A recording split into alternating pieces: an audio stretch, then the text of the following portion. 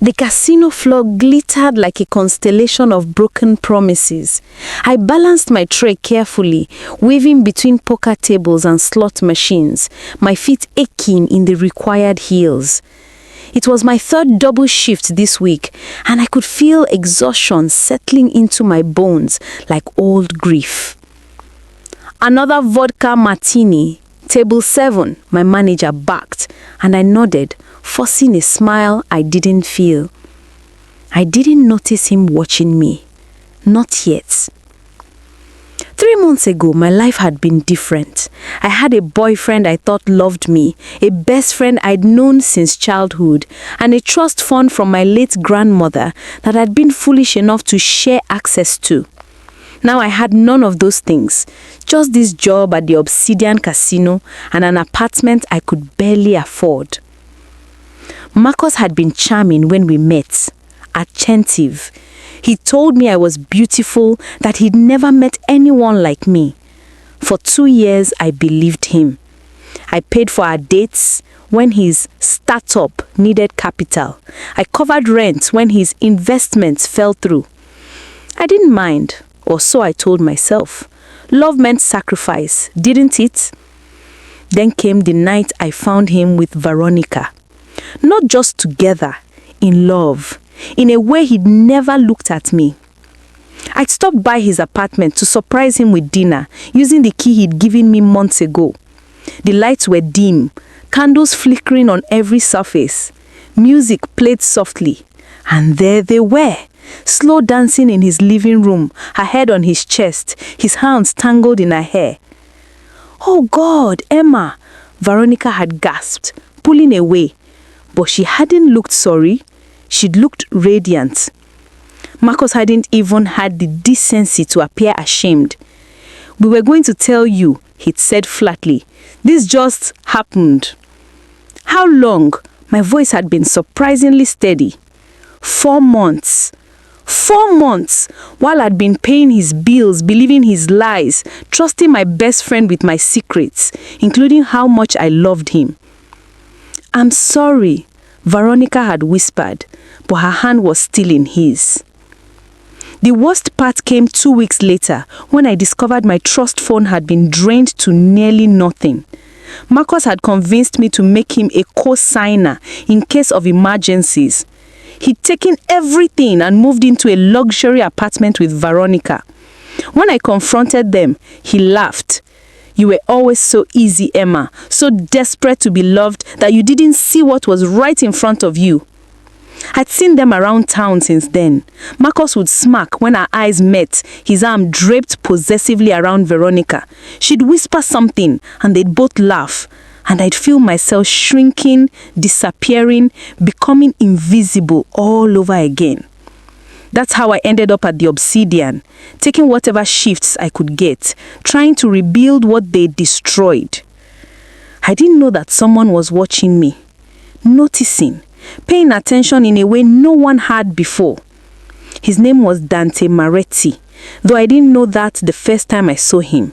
I just knew he was someone important. The way people moved around him made that clear. He sat at the high-stakes poker table every Friday night, always in an immaculate dark suit, his presence commanding without effort. He had dark hair touched with silver at the temples, sharp features that might have been cruel if not for the thoughtfulness in his eyes, and hands that moved with deliberate precision, whether he was handling cards or reaching for his drink. I'd served him dozens of times. He always said please and thank you. He tipped well. He never let his gaze linger inappropriately like so many other men did. That was all I knew. Until the night Marcus and Veronica walked into the casino. I froze mid-step, nearly dropping my tray.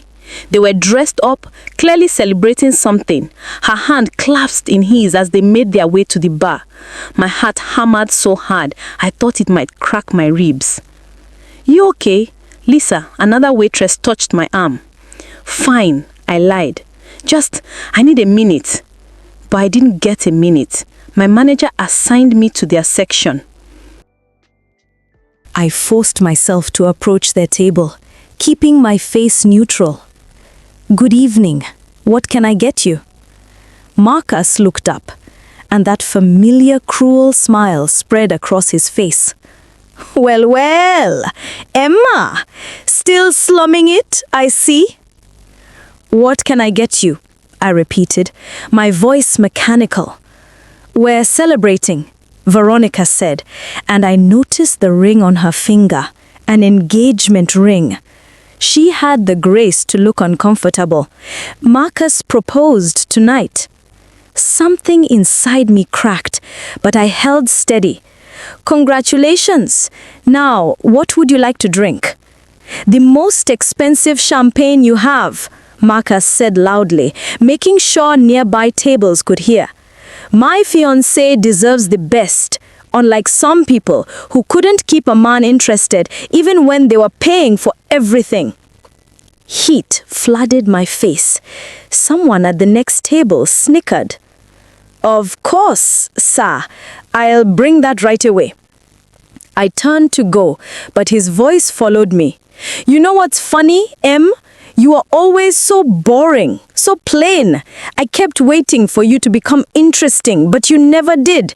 At least your money made up for your personality." More laughter. I kept walking, my vision blurring, determined not to cry. Not here, not in front of everyone. I didn't see Dante Moretti stand up from the poker table. Didn't see the look on his face. I made it to the storage room before the tears came. Stupid, childish tears that I'd promised myself I wouldn't shed anymore. I pressed my palms against my eyes, trying to breathe, trying to remember that his words didn't matter, that he was a liar and a thief, and his opinion was worthless. "Excuse me." I jumped, spinning around. Dante Moretti stood in the doorway, backlit by the casino lights, his expression unreadable. "I'm sorry, sir. I'll be right back out. I just needed—" "How long has that man been harassing you?"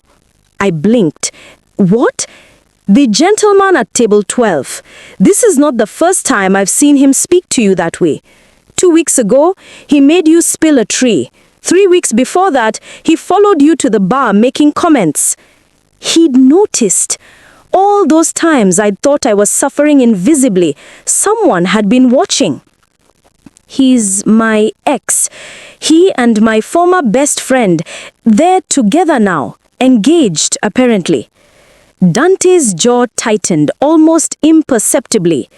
"And he comes here to torment you?" "I need this job. I can handle it. No one should have to handle that." He was quiet for a moment, studying me with an intensity that made me feel exposed. "What's your name?" "Emma. Emma Chen." "Emma." He said it like he was testing it, testing its wit. "I have a proposition for you." I tensed. I'd heard propositions before from casino patrons. They never ended well for the waitress. He must have seen my expression, so he shook his head slightly. "Not that kind of proposition. A business arrangement. One that would benefit us both and resolve your problem with that gentleman." "I don't understand." "I need someone to pose as my girlfriend. You need someone to make your ex-boyfriend stop treating you like you're invisible. I'm suggesting we help each other." I stared at him. "You want me to pretend to be your girlfriend? For 6 months, you'd attend events with me, be seen with me, play the part convincingly. In exchange, I will pay you." He named a figure that made my knees weak, plus cover any expenses related to the arrangement. Clothing, transportation, anything you need. "Why?" I whispered. "Why me?"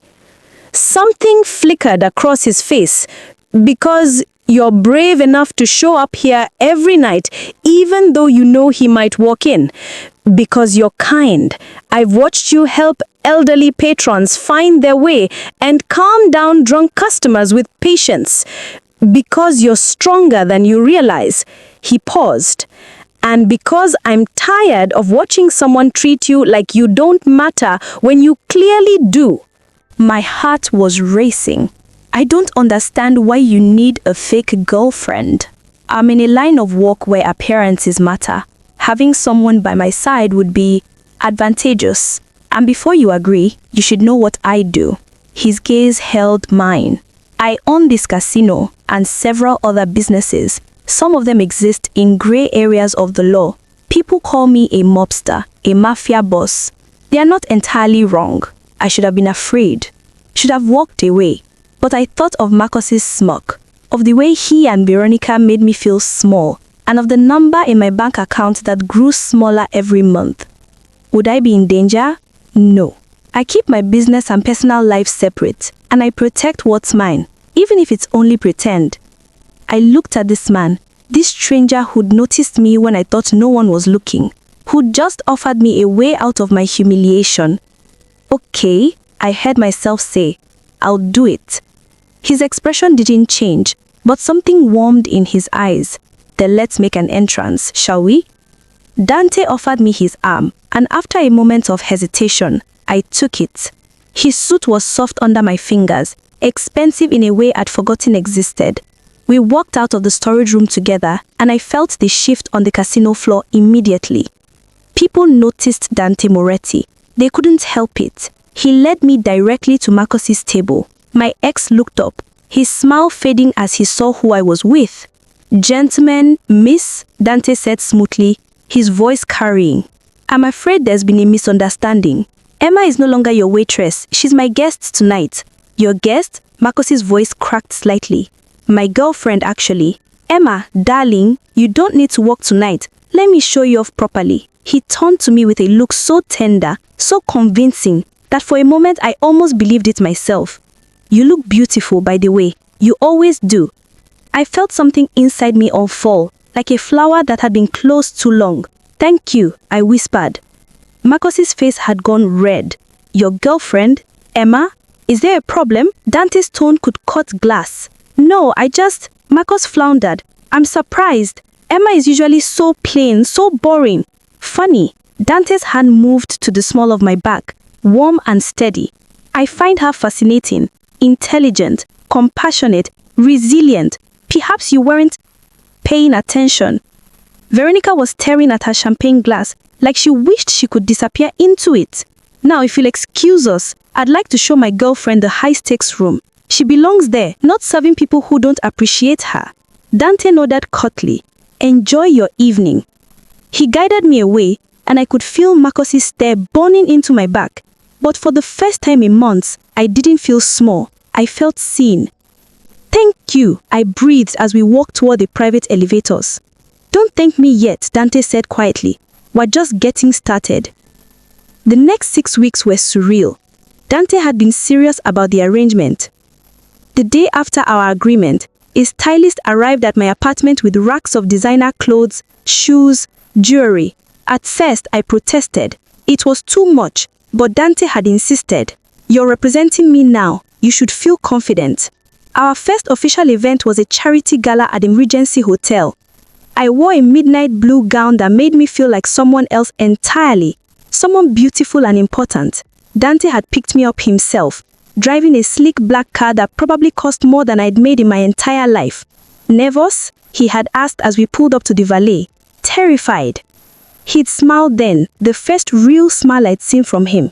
It transformed his face, softening the hard edges. "Stay close to me. I won't let anything happen to you."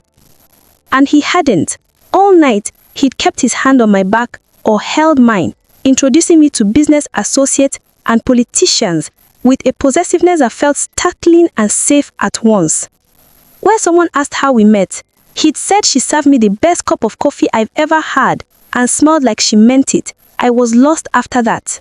The lie was so sweet, I almost believed it. Marcus and Veronica had been at that gala. I'd seen them across the ballroom. Marcus's jaw clenched as he watched Dante spin me on the dance floor. "He's staring," I murmured. "Good. Let him see what he lost."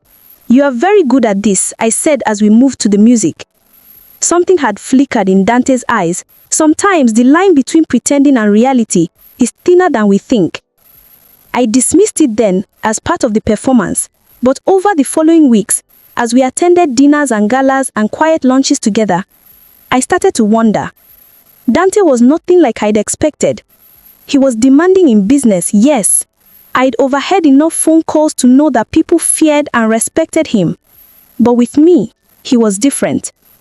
Gentle, attentive.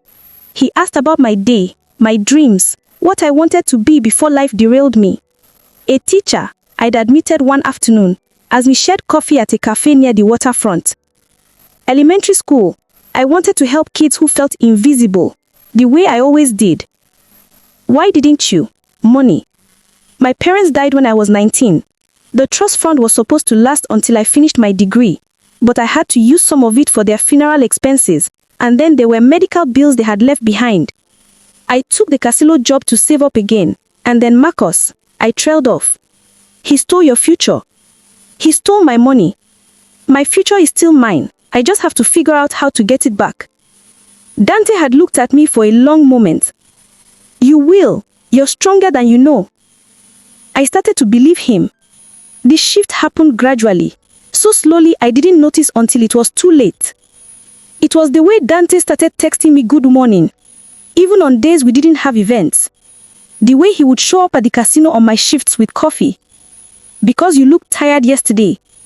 And the way his hand would linger on mine where we said good night. The way I'd started counting the hours until I'd see him again. 2 months into our arrangement, we attended a wedding for the daughter of one of Dante's business associates. It was lavish and romantic, held in a garden lit by thousands of fairy lights. During the reception, as the bride and groom had their first dance, Dante had pulled me close. "Dance with me," he'd murmured.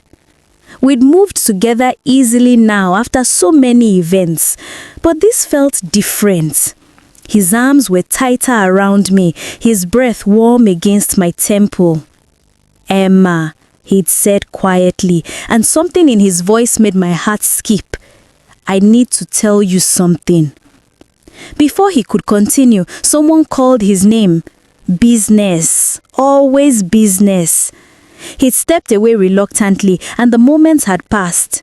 But I couldn't stop thinking about it, about him, about the way he made me feel like I mattered, like I was someone worth protecting and cherishing and choosing. I was falling in love with him. The realization terrified me. This was supposed to be pretend, a business arrangement. I couldn't afford to forget that, couldn't afford to mistake kindness for love again. But then, there was the night everything changed. I was closing at the casino, finishing my shift when Marcus appeared. He was alone this time, drunk and angry. "Emma," he slurred, grabbing my arm as I tried to walk past. "Let go of me, Marcus. You think you're so special now with your mobster boyfriend," he laughed bitterly. "It's all fake, you know. He's probably just using you like I did." The words stung because they voiced my deepest fear. That's the difference between you and Dante. Even if he is using me, he treats me with respect. Respect? Marcus's grip tightened. "I made you who you are. Without me, you're nothing. Plain, boring Emma who no one would ever choose. Let her go." We both turned. Dante stood 10 feet away, his expression dark and dangerous. He wasn't alone. 2 large men flanked him, their presence menacing. "This is between me and Emma," Marcus blustered, but his voice shook. "No, it's between you and me now." Dante walked closer, his movements predatory. "You've been harassing Emma for months, mocking her, using her past generosity against her. That ends tonight. You can't tell me. I can tell you whatever I want. Do you know who I am?" Marcus spilled. "I know your reputation. Then you know I protect what's mine. Emma is under my protection. If you come near her again, if you speak to her, if you so much as look at her." He leaned in close, his voice dropping to something deadly quiet. I will make sure you regret every breath you have taken since the day you met her. Do you understand? Marcus nodded frantically. As for the money you stole, and yes, I know all about that, you have 1 week to return every cent to Emma's account with interest. I don't have... Find it. Sell the apartment you bought with her money. Break the engagement with the woman you cheated with. I don't care. But if that money is not returned, I'll ensure every door in this city closes to you. Every job opportunity, every business deal. You will be ruined. You can't... 1 week, Mr. Hayes. Don't test me. Dante took my hand and we walked out together. I was shaking, adrenaline and shock coursing through me. Are you all right? He asked once we were outside, his voice gentle again. You didn't have to do that. Yes, I did. He cupped my face in his hands and there was something raw in his eyes. Emma, this stopped being pretend for me weeks ago. I can't watch him hurt you. I can't watch anyone hurt you. My breath caught. Dante, I know this wasn't part of our arrangement. I know you might not feel the same way, but I'm falling in love with you. I think I started that first night when you held your head high, even when you were breaking inside. You're the bravest, most remarkable woman I've ever met. And if you let me, I want to make this real. I felt tears spilling over, but they were different this time. Not tears of pain, but of relief, of joy, of hope. I'm falling in love with you too, I whispered. I think I have been for a while. He kissed me then, soft and careful, like I was something precious, like I was someone who mattered. I choose you, he murmured against my lips. I will always choose you. For the first time in so long, I believed I was worth choosing. 6 months later, I stood in the small classroom I just finished decorating, looking at the bright posters and tiny desks with satisfaction. My teaching degree was complete, paid for by the money Marcus had returned, with interest, just as Dante had demanded. I'd just been hired at an elementary school in a neighborhood, full of kids who needed someone to see them the way I once needed to be seen. My phone buzzed. Dinner tonight, I have something to ask you. I smiled, my heart doing that familiar skip it always did when I thought of Dante. In the months since that night at the casino, we'd built something real together. He'd introduced me to his world slowly, carefully, always making sure I knew I could walk away, but I never wanted to. With him, I wasn't invisible. I wasn't plain or boring or too much or not enough. I was simply Emma, and that was enough. That evening, Dante took me to the waterfront, to the cafe where we'd had coffee that first day we talked about our dreams. The sunset painted the sky in shades of rose and gold. I've been thinking, he said, taking my hand across the table, about the future, about what I want my life to look like. And what do you want? You. Every morning, every night, every moment in between.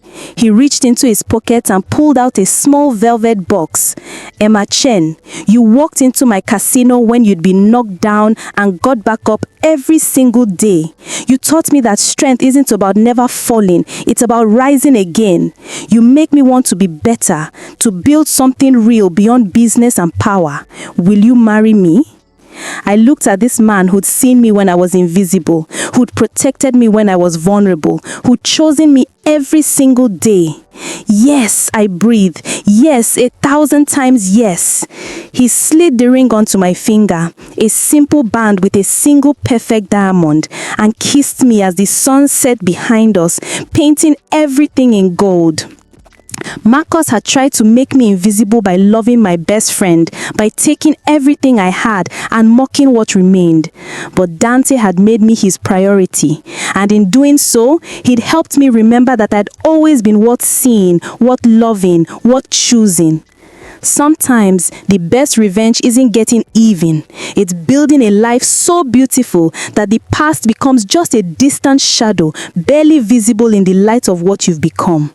And as Dante held me close, the ring heavy and real on my finger, I knew that my life was just beginning, not because of him, but because I'd found myself again and chosen someone who would never ask me to be less than everything I was meant to be. This time, I'd chosen someone who chose me back every single day.